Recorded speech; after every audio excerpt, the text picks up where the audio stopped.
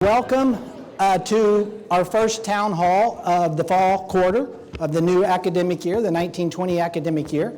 I'm pretty excited. I hope you're all excited. There are a lot of really good things going on here on campus, and we're going to talk about them today. We're going to talk about our issues. We're going to talk about the good things, and then we're going to talk about what we're doing about them. So it's not just going to be me together today, but I have two guests that are going to help, and I'll introduce them in a little bit. But the other day, I was so excited about the fall. It was before all the rain came. I went on campus to take a couple pictures, and I came to the Prairie Line Trail, and I saw this picture, and I went, wow, that looks like fall. So I took a picture that I could use today, but there's a few unique things. It's like, where's Waldo? Does anybody see something kind of out of place in this picture? The W's not out of place. That's supposed to be there. The what? The date's wrong. The date's wrong? Oh, way to go. It's Thursday. It's Thursday. That's not what I had in mind, but thank you. Yeah. This little thing in the corner, you see that? Yeah. They're everywhere. There's actually another one right back there. Who knows what that is? It's what? It's the survey. It's the climate survey. It's our advertising campaign for the climate survey. So if you haven't done your climate survey, please do, okay? It's all over campus. It started October 8th, and it's open until November 8th, so we want you to go do that. It's your, like it says, your UW, your voice. We need to hear from you. Now, the bad news is the UW has an aspiration of 40% response, and our campus, I think, has an aspiration of 80% response. So that's kind of, I know, that's kind of the bad news because we're not there yet. But this was last Friday. The good news is you can see who's on top. You can see who's on top. That doesn't mean that we gloat or anything. That means we go back to our offices if we haven't done it. We talk to our friends if they haven't done it, and we stay on top. Not because we want to win, maybe because we want to win, but because we want to hear from our campus. So if you haven't done the climate survey, please do the climate survey. It's there for you, and we are going to respond to it in a very proactive way.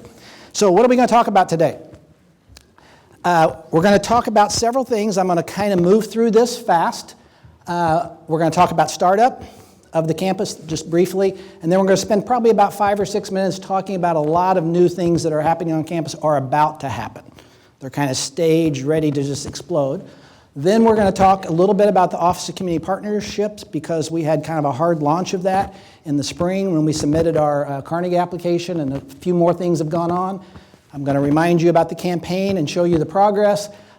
Remind you about a couple significant anniversaries, birthdays we're having this year, and then we'll get to a topic that some of you came today to talk about, our resource challenges.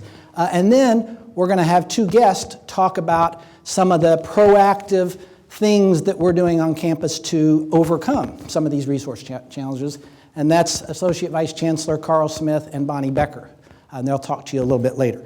So let me go quickly through some of these things. If you weren't here, how many of you came to convocation? Good for you. For the rest of you, you should have come to convocation. The way this seems to me, this would be like our campus wants to create an atmosphere of belonging. We want our students to feel a part of this. I want our faculty to feel a part of what goes on here. And if you had a birthday party for your kids and then you didn't come, how would it make your kids feel? Yeah. Well, that's what I feel about us not coming to this. I think we should all be at these significant events in the lives of our campus, and especially for our students. It was great fun. You can see we all got the memo about the purple. Even Vincent has his purple W on there. But we had a great time. Jill and Victoria and Mentha were getting a little carried away. We had a DJ this year, and Vincent and I were trying to be discreet and not start moving around. It was really difficult with them on the stage. So we got a little crazy. People welcomed us to campus or welcomed the students to campus. It was a lot of fun. So if you didn't come this year, please come next year.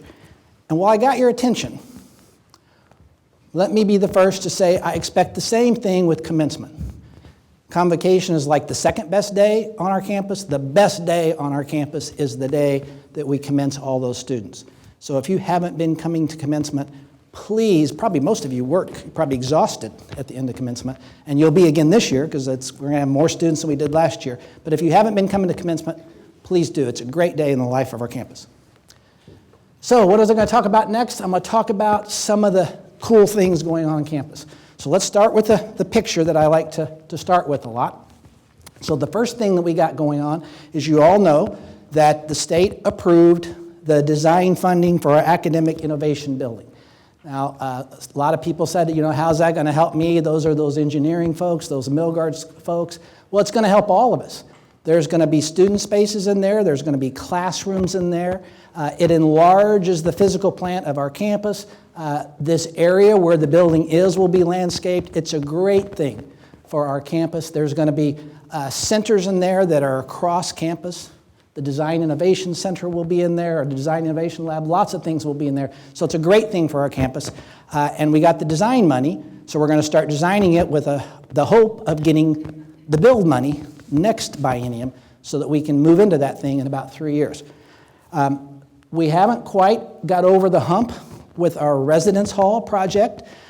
Since I've been here, we've had on the books an aspiration of having a residence hall. Our students want a new residence hall, because what we have right now is an apartment building. There's a lot of energy around that, but debt is tight at the university, so we're trying to be creative to try to find innovative ways to finance that project. So we're not giving up. It's still on the docket, and we're going to work on that. And we plan both of these buildings to build out of cross-laminated timber. Likewise, we have some parking projects going on because we all know that parking is an issue on this campus. We also have the project that we were all involved with last year to re-engage and reconfigure Snoqualmie and Tioga Library. We worked on that last year, talked to everybody, and now the engineering and architects are doing some design of that, and that will actually start, some of that construction will start later, not this year, but this academic year. So that's exciting. That's going to really change our campus. Likewise, since before I got here, the old Tioga building has been in kind of disarray. Well, it's been in disarray for 60 years or so, but it's been on a docket to be remodeled. It's just expensive. It's one of those old buildings that's masonry construction, but we haven't given up. Again, there are two different ways to fix it. One way would completely make it ready for offices, laboratories, but that's the more expensive version. Another thing is to remodel it for retail. We're kind of considering both things, but we can't activate it yet until we identify the funding for that. But that's still on the docket, and we will get that done. It's turning into a little eyesore in the middle of our campus. Likewise, also since before I got here, the upper floors of the Swiss and the Wild building have been on the docket to be remodeled and activated as space for this campus. There's a lot of space up there. But guess what we need? Money. Yeah, we need some money to do that. And it's very difficult right now to get debt or borrow money from the Treasury to do that. But they're all still on our plate. Likewise, we are still in the process of completely trying to purchase and acquire the land that's been designated for this campus. And we had an opportunity last year to purchase a major piece, which we did. So we always have to stand ready to be able to do that when something comes up. Now we're probably over 90% complete of owning the ground that's set in place for this campus. It'd be nice if somebody bought that for us and handed it to us, but that's not how it works. We buy that out of our checkbook. Likewise, I went to an event at the Giving Garden. That place is really starting to come to life. A lot of exciting things going on there. We had one of our recent graduates give us a gift that's helped jumpstart some of the work on the Giving Garden. If you haven't been up there, you should go look at some of the infrastructure that's taken place there. Our students are working on a crosswalk. How many are afraid to cross this street right here? A lot of you are, yes. It's very dangerous, and our students have been working on that. This is the second year. Armin worked on it last year, and Vincent has made it a priority. I saw Vincent. Where's Vincent? There he is. He's made it a priority this year, and he's starting to get some traction on that. The city's going to help us with that. So that won't cost us money. It'll cost our city some money, though. And then we have these construction projects that you've seen. Hopefully they'll be finished soon. We have the project where we're expanding the laboratory capacity in the science building. The irrigation system on our grand staircase needed to be replaced. That got delayed because of some parts, but it's all going to be completed soon and it's going to look beautiful.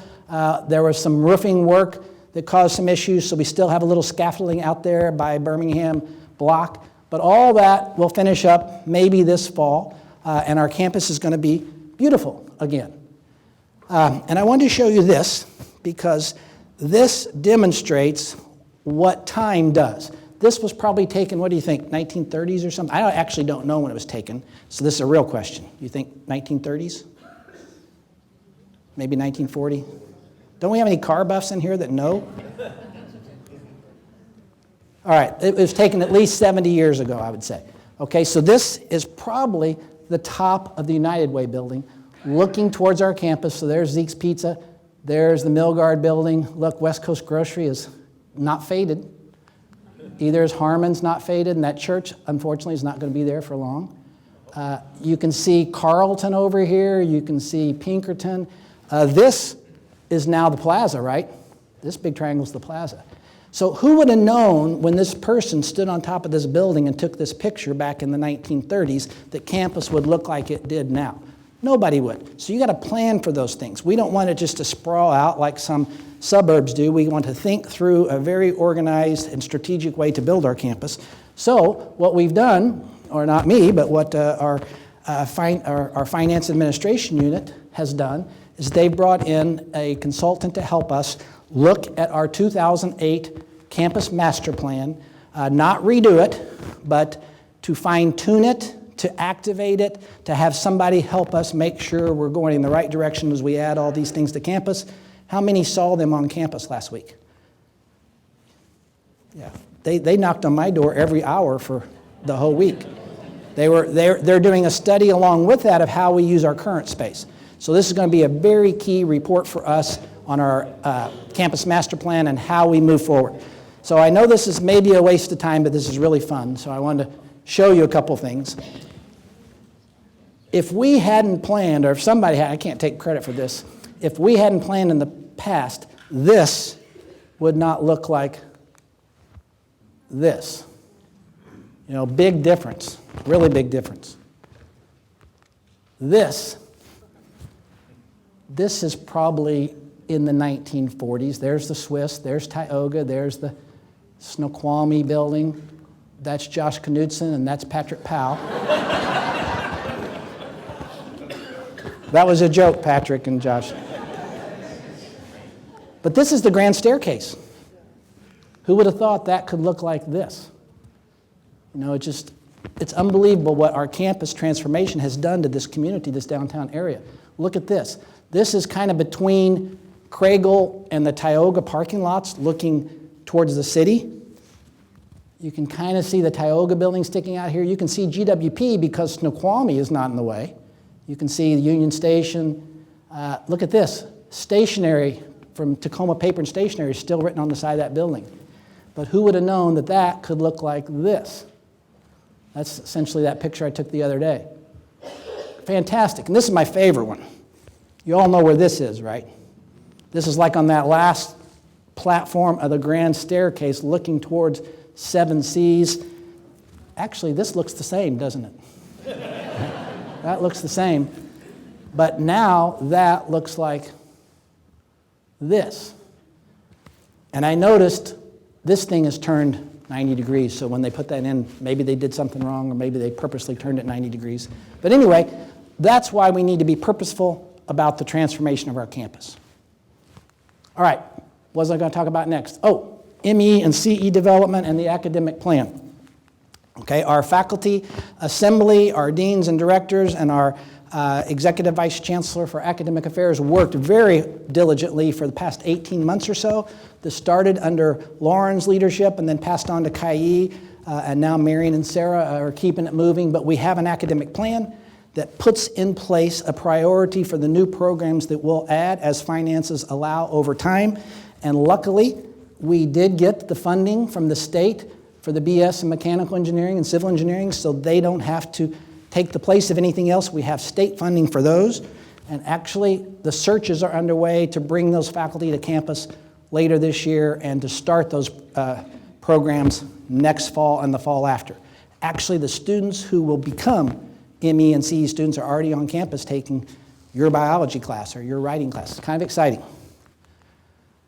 I also wanted to talk about let me just show you, that we put this in place, and I showed this to you about a year or so ago. The leadership team has been working on an aspirational statement for the next strategic plan, and this is kind of a draft. Until it becomes something different, though, we're still using this, and what we believe is necessary is we take this unique UW brand and become the premier mid-sized public university campus in the country.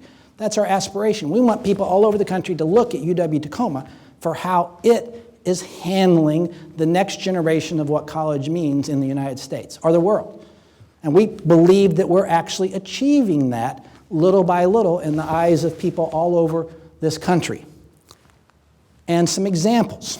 So some of you know that we have a soiree in the summer. It's a friend raiser and a fundraiser for our campus to help bring attention to what we do. Well, this summer, we had a new company step up and say they wanted to make a lead gift. So WSECU, the Washington State Employees Credit Union, gave us $10,000 as a lead gift for our fundraiser at the summer soiree. That is really nice. And what that caused was anonymous donor to pledge $20,000 if we could raise $20,000 more to match towards emergency aid on this campus. Anyway, to make a long story short, the summer soiree, we decided to do a two-part event where we thanked our legislators who did so well, and I'm going to talk about that in a minute, in helping us overcome some of the funding needs we have. Not all of them, but they did. They took a major step last year. So we used this opportunity to thank our legislators. At the same time, we brought attention to emergency aid. Because what happened is the state funded the state need grant, which is now called the Washington Promise Scholarship.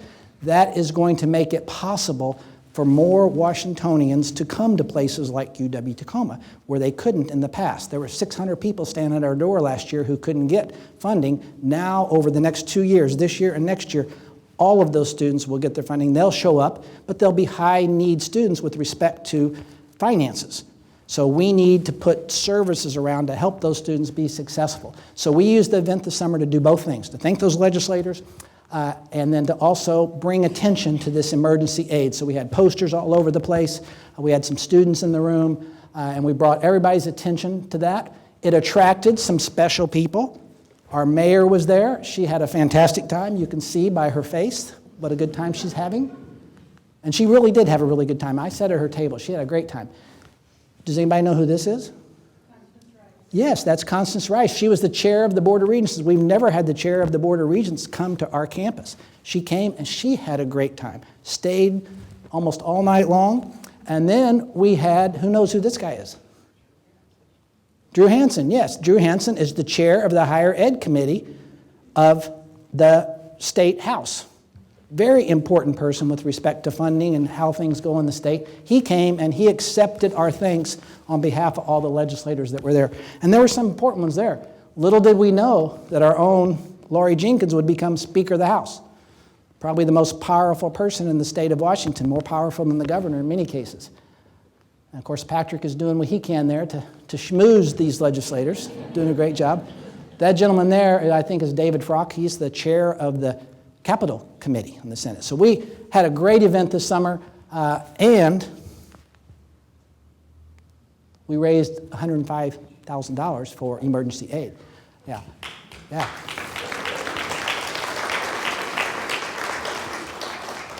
Okay, going on the same theme, and I have to speed up because I want to have time for the other speakers, is we've had other important people take interest in our campus. Remember, the governor came in January because he wanted to launch that state need grant campaign on our campus. Very visible for our campus. Well, Derek Kilmer comes to our campus often. He was here a week ago Friday. He visited with some of our deans and directors. Divya was in the room talking about the Design Innovation Lab. He wanted to talk about what we're doing for economic development in this region. He also wanted to know what we're doing for wraparound services for our students. So that's why Mentha was in there with Victoria talking about everything we do. And then he wanted to talk to our students about what they really think and what their aspirations are. So they had a host session with Vincent and his team. So that was a great day for our campus. And then just a few days later, this young lady here is the State Director of Commerce. And I met her a year and a half ago. Anna Mari and myself were asked to speak at an event at the Pacific Northwest Economic Region Conference in Spokane, and she was the chair, no, not the chair, she was the chancellor of WSU Spokane at the time, so was kind of our host, but she had already been elected into this position. So I talked to her, I was telling her about Tacoma, and then in May, she went on the chamber trip with us. So I told her more about our campus, so she said she wanted to come down and see our campus, see what's going on. So she came with her regional director who runs the Seattle office. His name is Chris Green, and he's a UWT grad. And it was an interesting subject. What they're interested in is regionalizing their office and would consider an office on our campus, which I think is a really cool thing. So this just goes to show you that we're getting more and more recognition statewide, nationally on our campus. Also, tomorrow, Professor Katie Baird has invited me to come over and say hello to Pat McCarthy. I can call her Pat because she used to be one of our students, but she's the state auditor. And then you've all read the things that Patty has been putting out about Bob Ferguson coming to campus, the Legal Pathways program. And that's like 2 weeks from now, I think. I've seen lots of things go by. And then one more thing. So this is last week. This is last Thursday night. This is a group of us. Vincent, you remember Aiden Esposito? That's Mentha, that's Roseanne. A couple TCC people and Coase Development Corporation and the other company, CWT Investments. This group was awarded this Innovation in Housing Award for their work in the Coase Development Project, some other projects around campus. And it was full of people from this community seeing what good work UW-Tacoma does. Okay, now I need to talk a little bit about the Office of Community Partnerships. A lot going on with that. Remember, we spent a lot of our effort last year getting the Carnegie application done. We celebrated that in April or May. Was it April? I think it was April. It was April. It's tax day. It was tax day. We celebrated that and then went right to work on building out the office. The office is staffed now. It's going around the country, around the world, talking about the great things we're doing here. You might recall this report from 2016 said that UW-Tacoma is one of the leading institutions in the country on engaging its community, but shame on them. They need to put some infrastructure behind what they do so people don't have to do all this out of their hide. They need to measure what they're doing. They need to measure the impact. I see Dr. Medeiros covering up his face there. That's kind of what it says. That's my interpretation of what it says. So we needed to start this office and build infrastructure to support this campus, and we've done just that. He's done a great job with his staff. The 4 people here presented at the Engagement Scholarship Conference in December about 3 weeks ago, and the 2 professors, Ruben and Ananid, talked about how their research and their public scholarship has been assisted and jump-started by the wraparound support of that office. So it was great. Also, underneath that is the new Legal Pathways program that was funded by our community, got up and pushed the legislature to fund that program. We were successful in hiring our new director, Patricia Sully, who you see right there. And if you haven't met her, she's right there in the back row. She's doing a great job moving that forward, and that's for all students. And this is new money on top of what we've already done, and it's for a specific person, but all students who are interested in legal careers benefit from this program. So that's an example of working with the community. And then I saw this in the hallway, and I didn't know they had swag. You know you're a real program when you have swag. If you can't read that, look at that. And I don't know where you get these. Do you get them from Sarah? I don't think they sell them in the bookstore, but anyway, that's pretty cool. And then lastly, tonight, there's an invitation to the community members to come and learn about this new office. Exciting. I think it's in this room. And faculty and staff. Okay. So it's a big deal. You've probably seen this invitation that goes out. All right. Campaign progress. Anybody want to take a guess? I lost your excitement. Come on. Elizabeth, guess for me. 56 million. 56? Boy, that would be nice. Yeah. No, unfortunately, we're 51, no, 0.2. 51.2 with 9 months to go. It's moving along well. Thanks to many of you, thanks to things like the soiree, a lot of attention coming to our campus. All right, what was I going to talk about next? Significant anniversaries. Keep them straight. We haven't turned 30 yet. We're in our 30th year. Milgard's in its 25th year. We'll be celebrating these probably a little bit later in the year. Now let's talk about finances just for a couple minutes, and we're going to bring Carl and Bonnie up. We're still resource constrained, and the reason is while we had a tremendous year from the state legislature, those things are all earmarked for specific activities. These two programs that were funded, they're paying for those new faculty for those programs. They're paying for this new building, which will have expansion of the SET, the School of Engineering and Technology, the expansion of the Milgard School of Business, some other things. So these were all directed towards certain areas. The good news is these students will bring tuition. They'll pay tuition, and that tuition can be used then to bolster other things. It's a great thing for our campus. The Washington Promise Grant doesn't come to us, but boy, it's going to benefit us. It goes to our students. More students will be able to afford to come here. What did come to us was faculty compensation, but what they did is they funded half of the raises everybody got.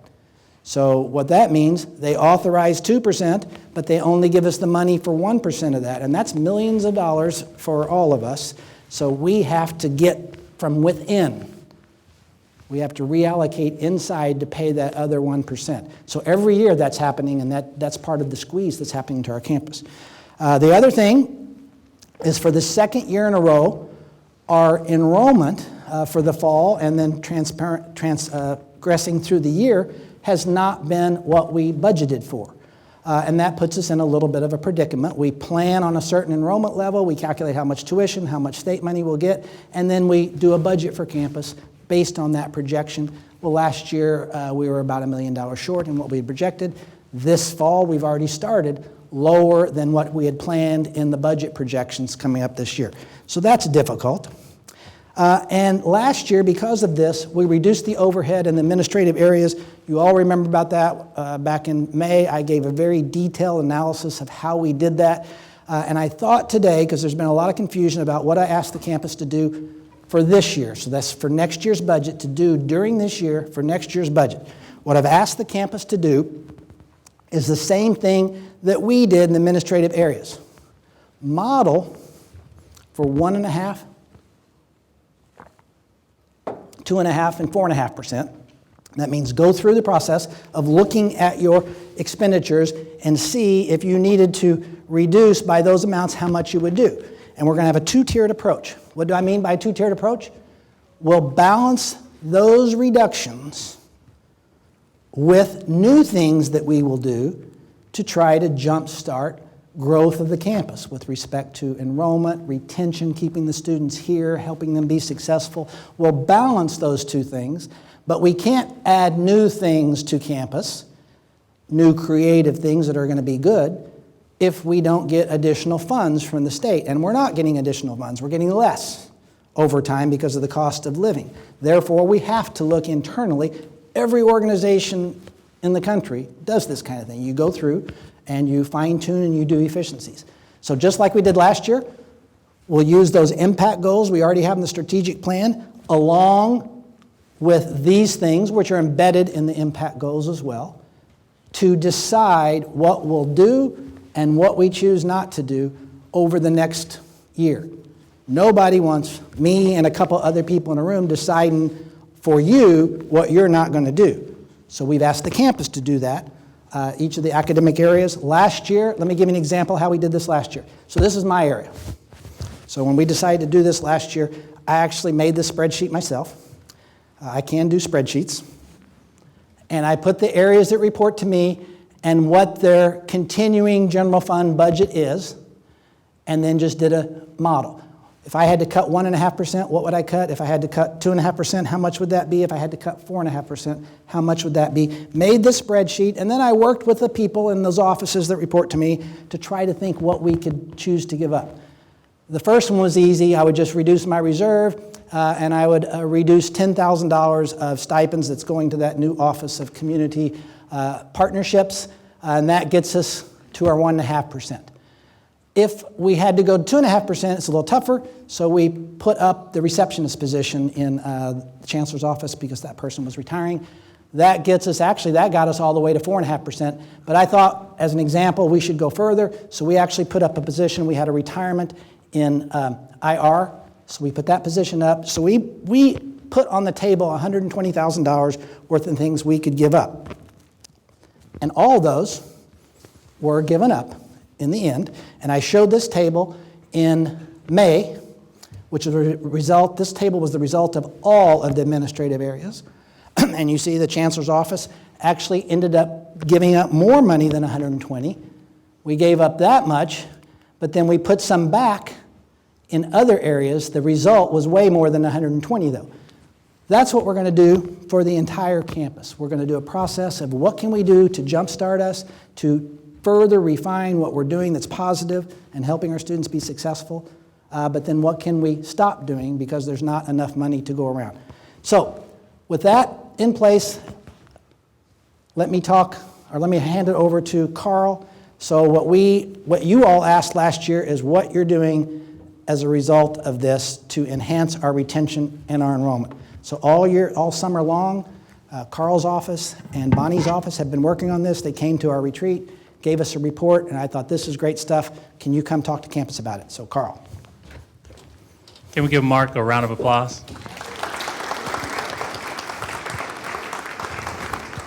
All right, I'm going to do a bit of a lightning talk as it relates to enrollment management. And this is a heavy topic, and so we're just going to kind of fly through things. This is what I'll be covering. So we'll look at current enrollment trends. What is strategic enrollment management? UW-Tacoma's strategic enrollment management implementation. We'll do a brief recruitment situation analysis, look at some of the challenges, strengths, and then there's a call to action for everyone in this room and for the campus. Sometimes we get so focused on what's going on now that we forget to take a look back. And so in 2009, we had 3,112 students enrolled. That is our total head count. In 2019, we enrolled 5,352 students. That's our head count. That's a 72% increase. If I were to tell folks in 2009 that we would grow by 72% over a 10-year period, they probably would have said, sign me up for that. Or they would have said, you're crazy and I'm leaving because I don't want to be here when you get to that number and that rapid pace of growth. Where did that growth come from? This chart right here looks at the growth based on the application type. And so this is how students applied and how they came to us.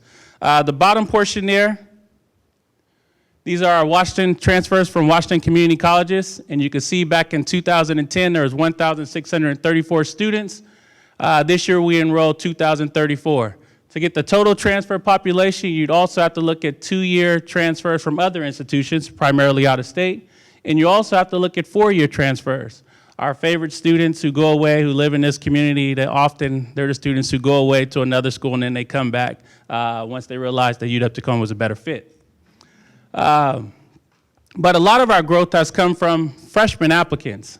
So in 2010, we enrolled roughly 700 students who applied as freshmen. In 2019, we enrolled 1,997 students. So that's where a lot of our growth come. How many people were here in 2009 and 2010?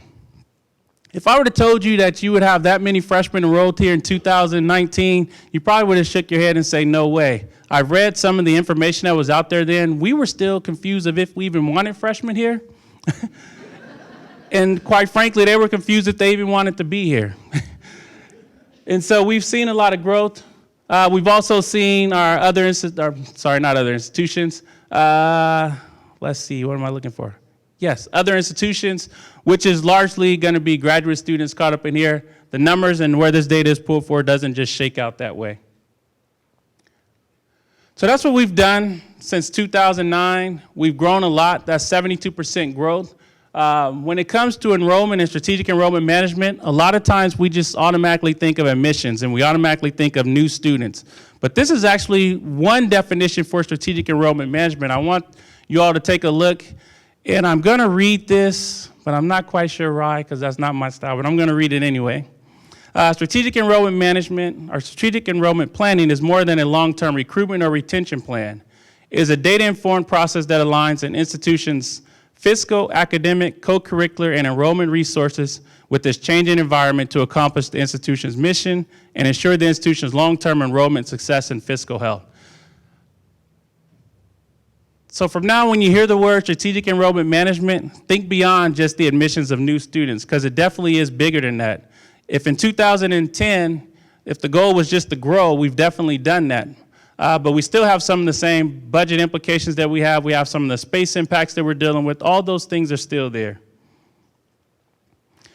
This is what SIM looks like when you just get down to what are the bare bones. There's usually some recruitment planning. There's strategic planning, obviously. There's academic planning, financial planning, retention planning, and then there's space planning. I threw an extra term in here. It's strategic and sustainable enrollment, and we'll touch on that sustainable part later on in the presentation. This is what it looks like on your campus. So when you hear strategic enrollment management, don't think Carl anymore. It's bigger than me. Think of all the other places where decisions are made that have an impact on strategic enrollment management here at our institution. There's academic planning, which takes place in APCC and academic affairs. There's recruitment, which is heavily led by our admissions office. Marketing plays a huge role in that as well as academic departments who are doing the graduate level recruitment and also have some undergraduate recruiters as well. Retention, academic affairs, student transitions and success, Center for Equity and Inclusion. Then I put a question mark. That question mark is for each one of you in here, because we all have a role to play when it comes to retention. And so think of what your role is and answer that question, because if we don't hit retention marks, it's not any one of our leaders' fault. It's collectively all of our fault. Space, there's finance and administration. There's the registrar office, which is heavily focused on the classroom space. And there's the Office of Student Experience. And then there's academic departments and programs who should also be listed there as well, because they make some space decisions. Fiscal, there's the campus budget committee. There's the campus budget advisory committee. There's advancement. There's UW Seattle Office of Financial Aid, which controls our overall financial aid strategy for our students. There's the UW Tacoma Office of Financial Aid and Scholarships, which controls our local funds and our scholarship opportunities. And then there's also each department, and also each unit has some budget things that they're working on as well. There's co-curricular, which comes down to the student experience and student affairs, Center for Equity and Inclusion. ASUWT plays a strong role there as well as academic affairs. And then there's technology, and I put information technology and student technology fee committee. Those are all the places where strategic enrollment management decisions are made on a yearly basis, weekly basis, and daily basis that has an impact on our campus. One of the questions that I get when it comes to SIM is how come we don't form a committee? And it's a decent question. The reality is that most colleges actually do not have a committee. Because usually if you're going to form a committee, that means that you're going to take some of the decision-making authority away from these groups and give it to that committee. How many people are actually interested in doing that and think that that committee could do a better job with the expertise potentially of that committee? Or can these groups do a better job because they're closer to it and more local to it, and the expertise in those groups might be better situated? It's a choice that a lot of institutions are making, but it's also one that if we're going to use this approach, then we're going to have to do a better job of communicating with each other what's going on. And so my goal is to communicate some of the recruitment and enrollment picture as it relates to our actual trends right now and what are we currently facing. Every year we have about a 2% new student enrollment goal that we try to meet. This chart is slightly confusing, and so I'm going to explain in a little bit of detail. This is if we're growing by 2% of new students. So this would be our target. This is for all new students, regardless of quarter and regardless of level. And so this combines the overall year. So this is just not looking at autumn. These are the students who come in winter quarter, spring quarter, summer quarter. So that's that part. These are traditional trends. Say about 5% of our students who are enrolled the previous fall will actually continue with us as graduate students. But these are students that we have to recruit to our graduate programs. And then this is what I call a continuation rate. This is not a retention rate. This is not anything that you would see published. This is just looking at our students. So down here is that definition, the percentage of students enrolled autumn of the previous year who are enrolled the following autumn, regardless of reason. Most of that number is graduation. Students graduate, and we have to let them graduate. And actually, we want them to graduate. It also includes students who are dropped by the institution for academic reason. It also includes students who transferred out. And so there's a variety of reasons. When you put all of that together, a lot of times when we think about we want to grow 2%, we forget that we have to also recapture that 51% of students who actually leave for whatever reason that is. And so it's not as simple as going out and getting 200 students. We have to go out and get all of these students back. And these are kind of how some of the numbers shake out right now. If we simply just hit 2% and these numbers hold the same, then we're going to end up with about this growth rate right here. Question, though, is can we continue to hit 2%? Because over the past decade, we saw that a lot of that growth was on the back of freshman applicants applying to the institution, but some of our other numbers have held relatively steady. And so I've been looking at this information for a while. As it relates to transfer students, the numbers that you see published publicly can be a little misleading because what's included in most data is Running Start students, which are essentially high school students, and when they apply to us, we calculate them as high school students. But this is what's really happening to those traditional transfer students that we've seen over the decades. It peaked in 2011, 2012, and it's been a steady decrease since then with a little bit of activity here, but it seems like it's back to normal right here. And so in our Washington community colleges, statewide, this is what's been happening since about 2011, 2012, is a steady decrease in the number of community college students who are going there with an intent to transfer. That's kind of the key piece here. So this is the intent to transfer. They may be seeing other students who are coming for certificate programs. They may be see students who are earning applied bachelor's degrees. All of those are factors that are contributing to our potential enrollment in our potential market of community college students. So what about the high school students? These are enrollment projections which were put together by the Western Interstate Commission of Higher Education, knocking at the college door.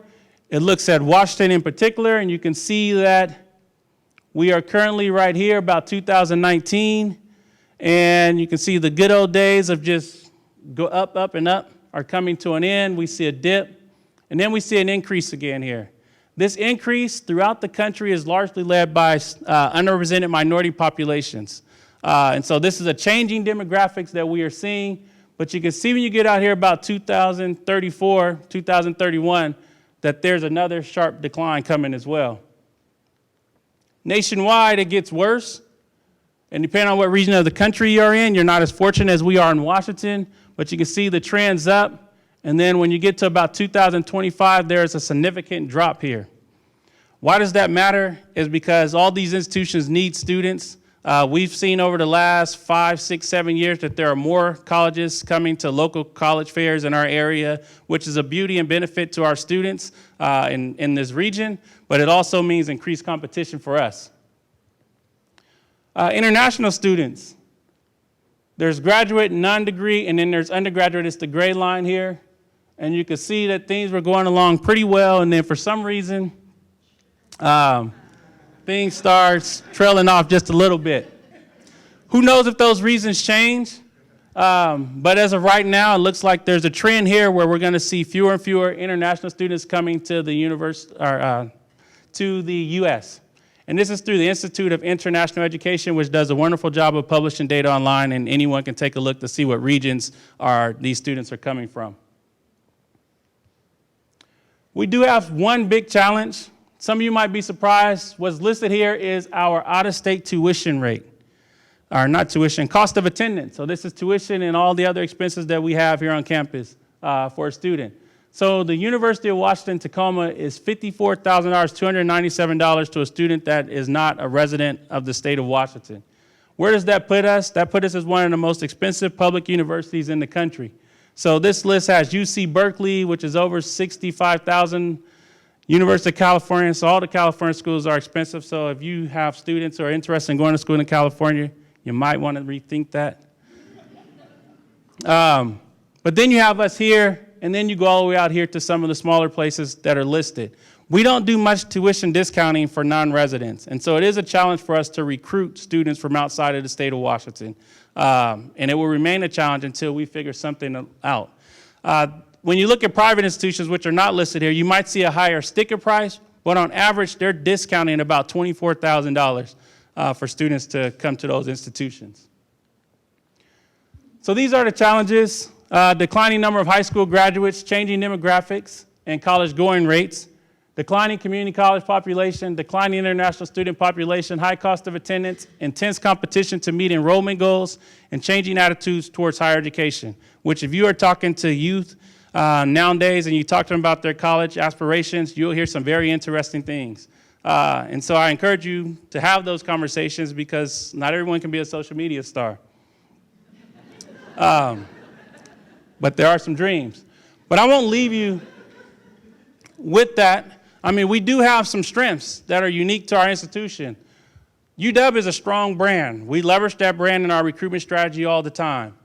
Emerging UW Tacoma identity. UW Tacoma is becoming its own identity, and it's leveraging the UW brand, but we do have an identity that is attractive to that demographic of students that is on the rise, and so we are positioned well there. Future South Sound growth. There are people moving into this region, and we can always leverage that. That doesn't mean we'll be successful just because they move into the area, because we will see increased competition. I want to just reiterate this part right here because I'm reminded of something that's going on in the corporate sector. How many people have ever been to North Seattle Mall? There's a mall in North Seattle. There's plenty of people moving to North Seattle, but that mall is closing, or has it closed already? It's closing. And it was a flagship of the area. It's a beautiful mall. It was renovated within the last 10 years. And so it's more than just people moving to the area. You have to do what you can to make sure that you offer a product that they're interested in participating in. We do have a diverse student body, and that's going to be critical to the future of higher education. We have some high demand majors. Adult learners is kind of the wild card here. There's understanding that people will go back to school. Generation X is kind of the emerging market that we're focused on. So that's another area for us because we've done a really good job over the years with that with adults. Better coordination and collaboration among stakeholders, and then we can improve retention, and that will help us as well meet some of those goals. So here's the call to action. All campus committees and units must develop SIM key performance indicators. If you haven't thought about what are those strategic enrollment management indicators that you need, then we need to start making that a topic of conversation. I can give you some guidance and suggestions there. But you also have local expertise that you need to just start thinking about. What are the budget implications? What is the faculty to student ratio? What is the staff to student ratio? All those other factors will become critical as we not only plan for 2020, but eventually we want this place to be around in 2035, and we saw that those demographics are going to change drastically throughout the country. And then all faculty and staff must deliver outstanding customer service to students. The word customer service is not something that we're used to talking about in higher education, but I want to use this data point from Dr. Neil Raceman. Research shows that 44% of students nationwide leave a university due to the perception that they were treated poorly or that the college didn't care about them. It's out there, the research is there, you can take a look at it, because I know there's some academics in here who love to take a look at research. I just took the man at his word. There is one part though, students are consumer oriented. They see themselves as customers who should be treated well, especially as the cost of attending college continues to rise. Students did not necessarily link paying tuition to a sense of privilege, but they did indicate that they expect high quality service in exchange for the amount of money they were paying. And in student affairs and enrollment services, we've been playing with this idea and really working on what that means. And so we come up with a little bit of a golden rule on our side. It might be different for you all, but it's something to think about.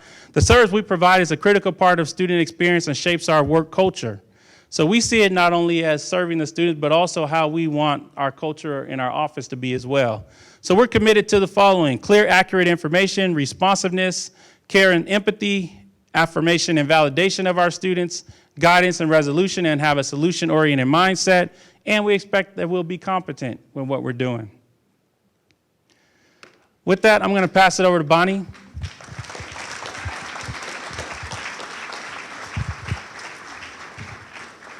Hi, everybody. With the last time we have remaining, I'm going to be talking about the retention side of the coin. So we've been talking about admissions. If you think about it, graduation is like the flip side of admissions. So as Carl mentioned, retention is a key part of a strategic enrollment management plan. Retention is important to our bottom line. It's important to our sustainability. I'm really fond of this expression that two things can be true at once. So while it is important to our fiscal health to focus on retention, it also is an important part of our mission. I'm willing to bet that many of the people in this room wake up every morning and come to UW-Tacoma with the success of our students in mind. And that is, of course, the intention that I bring to this work as well. So I mentioned the word student success, and I want to be really clear that today I'm tasked with talking about retention, but retention and graduation are a major part of student success. They are a necessary part of student success, but they are not sufficient to cover all of student success. So you can think about this academic retention plan as being embedded in our larger student success focus. That said, today I will be talking about retention and graduation, which, as Carl mentioned, is everybody's responsibility. I'm fortunate to spend some time with others across the nation that are focused on student success, and there's this expression that comes up every time we get together. Student success is everybody's job, and so therefore it is nobody's job. That's the whole idea of the academic retention plan. Again, two things can be true at once. It is everybody's job, and we need an institutional strategy. We need some point people who are really driving us forward around retention and graduation, and that's the idea behind the ARP. The ARP is evidence-driven, action-oriented, and student-centered. Oh, look, it's right here, so I can look at you and look here. That's cool. And if you remember anything from today, it's this like minor bullet that I put on here, that the ARP is not a research study to determine why individual students are leaving UW-Tacoma. What the ARP is an internal look at ourselves. What are the barriers we put up to persistence, and what are our opportunities to help our students to persist at UW-Tacoma? So I have been making the rounds. I have come to many of your meetings and presented this nifty new dashboard that we created over the summer. If I have not been to your group yet, please invite me, I will come. And I'm not gonna show you this today because I only have a very short amount of time. But a couple of things about this dashboard I wanted to mention. One, it's interactive. Two, it is live and dynamic. And three, it is disaggregatable, if that's a word. We can disaggregate it by a huge range of different factors to really drill down and look at our current state of retention and graduation. I also made myself a note here to remind me to say that we are working on the graduate version of this with Muhammad Ali. All right, so unlike my usual MO, I am going to make this sort of big picture. I'm not going to show you all the graphs because the graphs are in the dashboard. Big picture, if you think about a student pathway from enrollment to graduation, there's a number of places where we lose students along the way, or ways that we lose students, I should say. About 20 to 40 students per year are dropped for low academic performance. 150 to 200 students transfer from here to elsewhere. Does anyone have a guess of where the majority of our students are transferring to? You've seen my talk before. Vinny knows. Community colleges. So the majority of our students are actually transferring to local community and technical colleges. 100 to 200 students leave as pre-majors. They haven't been dropped, they haven't transferred. And this surprised me, we have 100 and 150 students per year who leave as majors. So that's kind of the picture of who is leaving our campus. And then I just pulled out a couple of what I think are interesting findings that have come out of the ARP so far. One of the things that we are looking for is predictors of students who might be leaving before they actually leave. So instead of waiting till the following quarter and looking at who did not return, what are some signs we might have of a student who might be leaving? And there are a number of them. But one that I think is new to me is that a student with a hold on their registration is twice as likely to leave the institution. And so there is a place of action. Students with academic alerts and care team, obviously those we already have quite a bit of action around. Students who withdraw are very unlikely to return the following quarter. So that's a place of action where we can do some outreach and some intervention. I already told you this one, so I'll skip over that. Students are transferring to technical and community colleges, which also means that there's a few hundred students. I call them our students in this room. In the community, I say, well, they're everybody's students. But there are students who attended UW-Tacoma who are now at community college right now. Many of those students are intending to return, and many of them do. But what are we doing to help make that a smooth pathway for them to return? Students leave within the first 3 to 5 quarters at UWT, so this transferring activity and the dropping activity mostly happens in the first 3 quarters. Once a student's been here about 5 quarters, they're pretty likely to stick with us through graduation. This is totally oversimplified because I have such a short amount of time, but I wanted to highlight some of the places where we have some equity gaps, which are higher for our Native American and Hawaiian Pacific Islander students, as well as students who come to us from high schools with higher free and reduced lunch rates. Our equity gaps are smaller for first-generation students, part-time students, and among the genders. And this one is really to amplify Carl's message. So in some of our focus groups, one of the things that we hear from students is that their connection to faculty and staff is one of the most important things that helps them to persist here.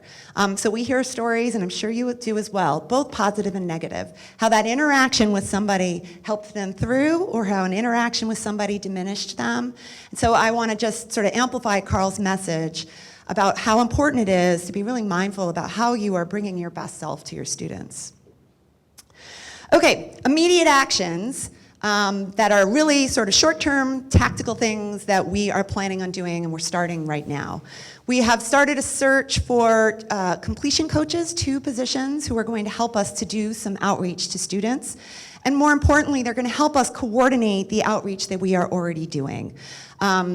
I often say that UW-Tacoma is a place with incredible greatness that's totally isolated from each other, right? And so we have a hard time coordinating our efforts. So a good example, I'll be telling you in a moment, we've already started calling students who have holds.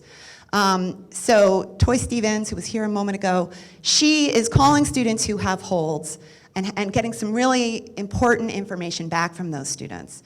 For us to be able to share that information, we have to email it to the UAA. We're not going to, I see Andrea, we're going to use FERPA-controlled ways of emailing it to UAA, and UAA staff are going to literally Control-C, Control-V that information into EARS, so it will become available to the advisors.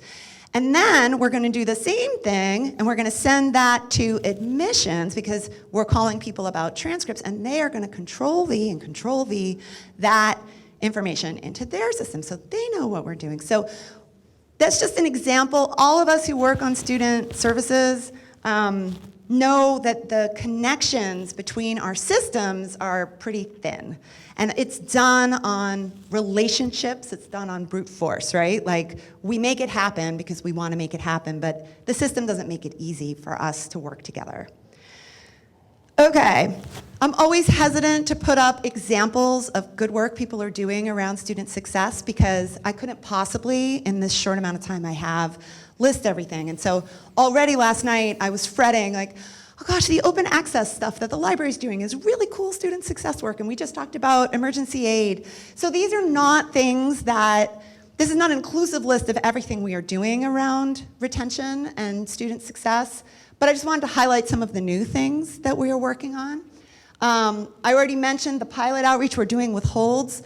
That is a small part of outreach that happens by a range of different places across campus. And so the idea here is to try and coordinate so that we know, we get an academic alert from a student, we then know that that student's actually a first-gen fellow. So we might be able to take advantage of the relationships that already exist to reach out to those students.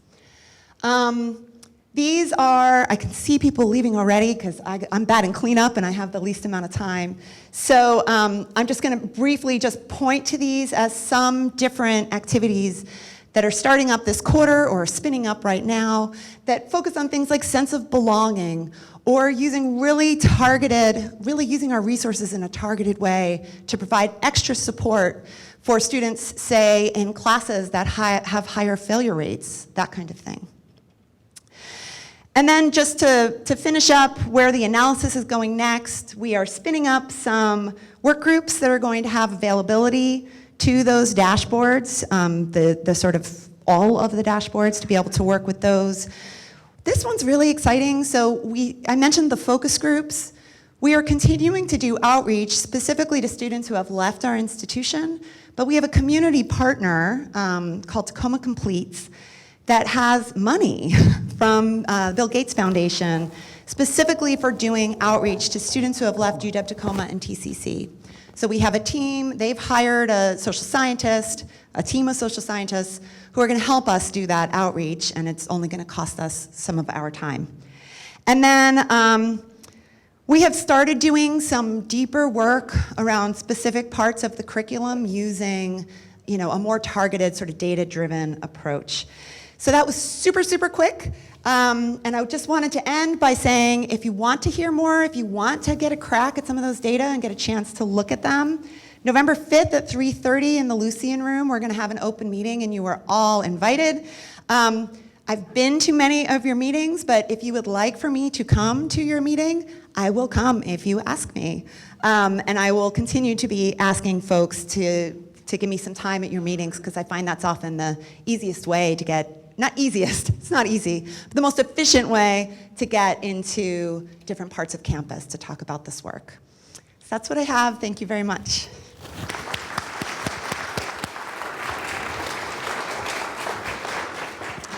So I know it's 10 o'clock, so if you need to leave, feel free to go ahead. But I did offer time for questions, so if you don't have to leave, we'll stay for a few minutes and answer questions. If you have questions for the three of us, we have this room for a few more minutes, so please feel free to leave if you need to. But if you have a question or want to talk more, stay behind. Who has a question? John has a question down here. Ann has a mic. Okay, Ann has a question there. Hi. I'm just asking about a comment that I heard yesterday that you went to you had an open session for faculty and were asked about the budget issues that happened in SIAS this summer. And Yes. it was reported back to me that you didn't know about that. Is that correct? That is correct. I didn't know about that until Thursday or Friday of last week.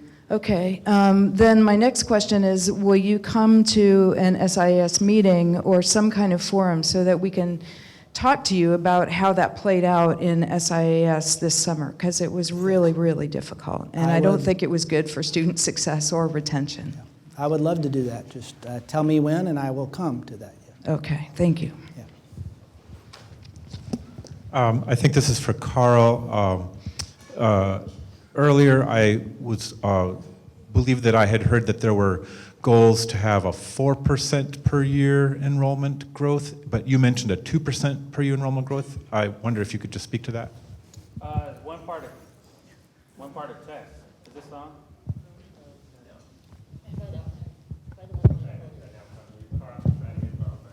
Oh, okay, there we go. So that's one part of a test, because the 2% is in new students.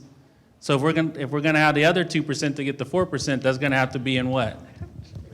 Retention. So there is still an overall 4% enrollment growth plan? That is the goal, is to do 2% in new students and 2% in retention, increasing our retention rates. I want to say one thing about that, though, John. There's a difference in an enrollment plan and projecting a number of students and then budgeting based on that. I think we've learned our lesson the past couple of years because of these things that Carl has pointed out. We are probably not going to budget for those kinds of numbers in the near future until we're more secure that we're moving forward. Mark, in the building strategies for expansion, what's the plan for green space for students? Or for all of us, but green space in the area? Well, that's a good question. There is a green space in the original master plan that comes all the way down. It's called the View Corridor.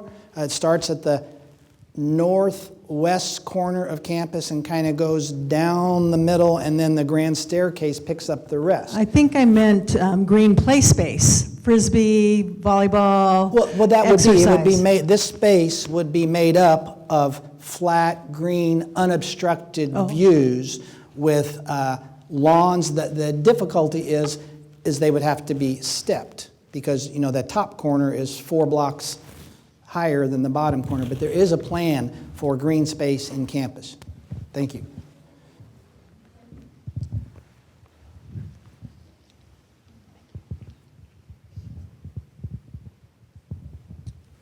Hi. I think you can look around, you can see how little students came to this. So I want to know what you're doing to make town halls like this more accessible to students, and also just how to make the budget process more accessible to students. Well, we'd be happy to do a town hall specifically for students. If you think that would be effective, we could schedule it during a time when students would come. Vinny, do you want to work on that with me and schedule something specific for students to come and talk during the... Okay, we'll work on that. Thank you for suggesting that.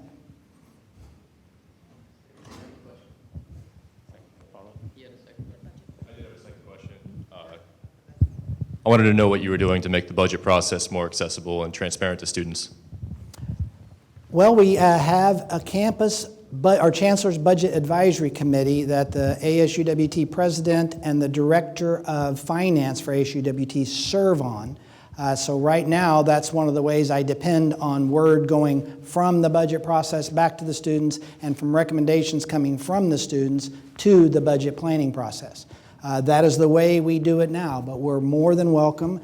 Other ideas the campus community has. I know the faculty assembly this year, they've made it one of their 2 priorities is to figure out how the budget process can be more transparent and interactive with respect to the faculty because we have shared governance. I would be more than willing to do that with our students as well. So you come up with proposals and we'll consider those and we'll figure out how to do it.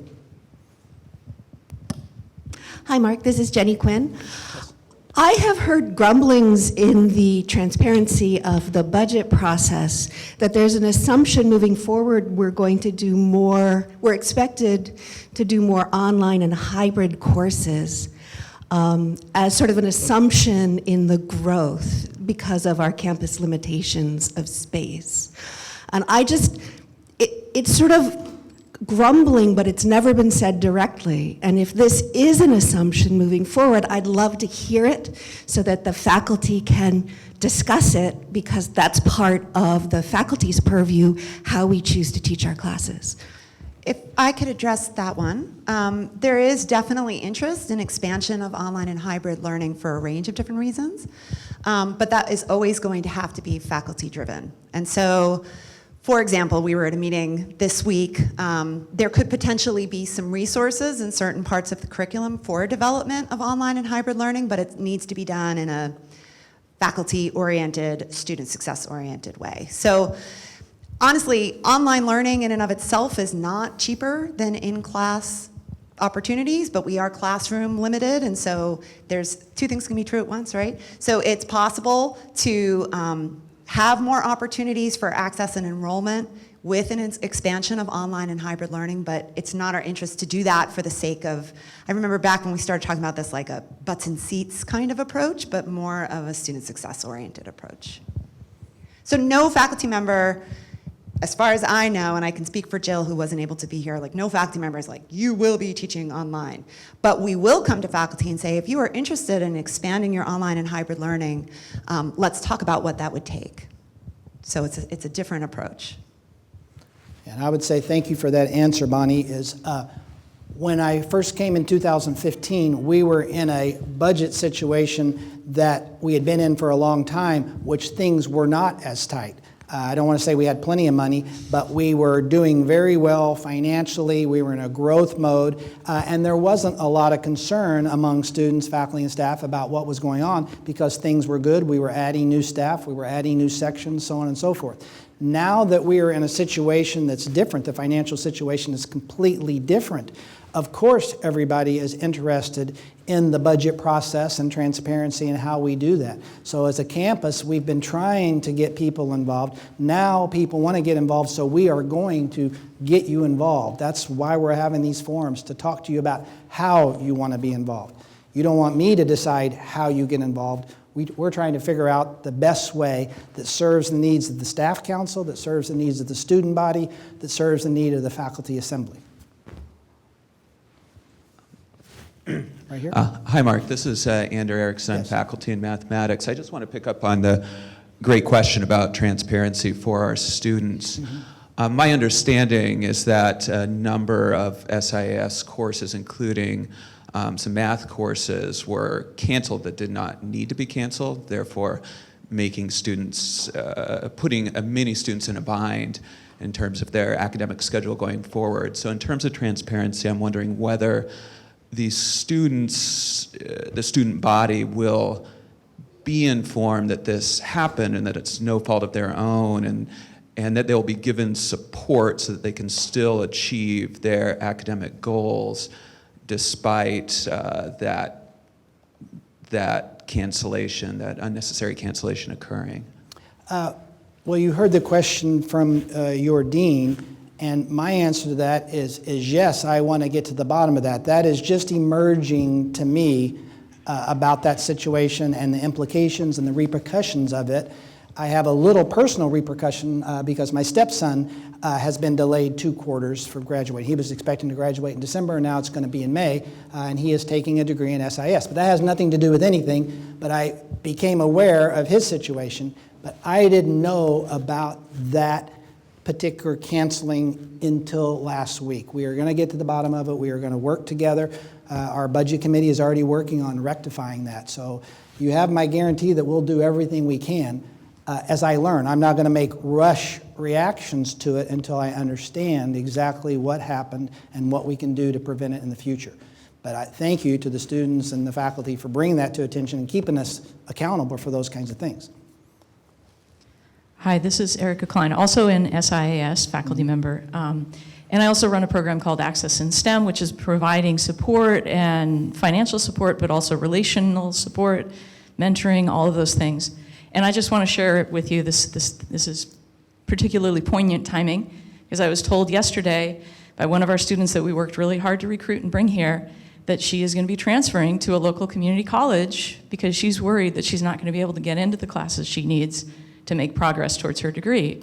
And she's a very organized, talented student, and she's, you know, so what I want to make the point is, aside from what happened this fall, just in general, if we want retention, the absolute foundation of retention is offering the courses the students need in order to progress towards graduation. And if we don't do that, if they can't get into those courses when they need to, they're going to go somewhere else.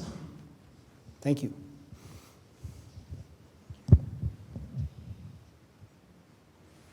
We'll take another question, and then we need to probably let people go.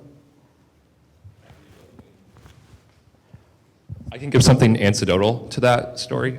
So I'm a politics, philosophy, and economics major. I'm 30 credits away from graduating at the beginning of this quarter. And so these are upper division courses now. They're level 400 courses, and you started cutting them. And you cut them a month before like class started, a month and a half. August 24th was the day I got my confirmation email, and or cancellation email. And at that point, I'm basically stuck. I can't find any other classes. Most of the other classes are full, and they're upper division courses that I need to be taking at this point. And so I'm fortunate enough to be in a circumstance where finances aren't particularly an issue, but if I wasn't, now I have to pay a higher rate for my credits, and it'd be additional stress. If your goal is to retain people, that would be, there's a much better like technique to cutting courses than that, I guess, beforehand, not even putting them on the ballot. I don't know, sorry. There's not really a question there. Yeah.